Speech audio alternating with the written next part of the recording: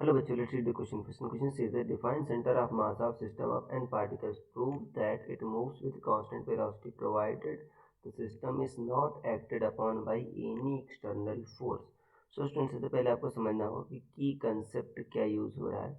सो की concept is centre of मास.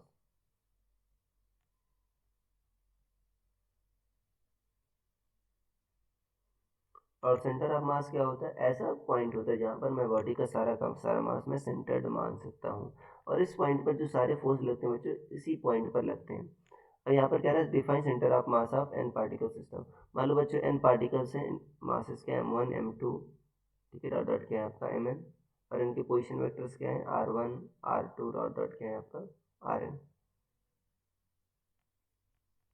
अब देखो जो इनका पोजीशन वेक्टर होगा सेंटर ऑफ मास का वो क्या होगा, आरसीएम क्या होगा बच्चों, इसका फार्मूला होगा m1 r1 plus m2 r2 plus dot dot mn rn upon m1 plus m2 plus dot dot क्या होगा आपका mn. ये होगा m1 plus m2 plus dot dot mn. अब देखो ये बच्चों m1 plus m2 plus dot dot mn क्या होगा, टोटल मास हो गया. इसको क्या लिख दो आप, कैपिटल M. ये क्या बच्चों आपका टोटल मास, क्या है आपका ये टोटल मास. तो m से इधर बच्चों मल्टीप्लाई कर दो तो m into R C M क्या आ जाएगा आपका, ये आ जाएगा आपका m1 r1 plus m2 r2 plus dot dot क्या आ जाएगा आपका mn rn. ये आ जाएगा बच्चों. अब इसको डिफ्रेंशिएट करो बच्चों. अगर एक बार डिफ्रेंशिएट करोगे तो क्या आ जाएगा m into V C M equal to क्या गया आपका m1 v1 plus m2 v2 plus dot dot क्या आ गया आपका mn vn. ये आ गया बच्चों. अब देखो यहाँ पर कह रहा है आपका कि अगर मान लो इसको और बार एक बार डिफ्रेंशिएट कर दो बच्चों तो ये क्या आ जाएगा आपका एम ए सी एम आ जाएगा, और ये क्या आ जाएगा m1 a1 plus m2 a2 plus dot dot क्या आ जाएगा आपका mn an.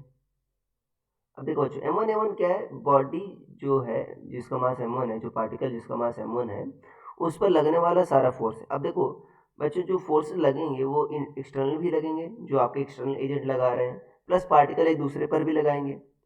तो मान लेते हैं जो ये कॉम्बिनेशन आएगा बच्चों, नेट एक्सटर्नल फोर्स आएगा प्लस नेट इंटरनल फोर्स आएगा.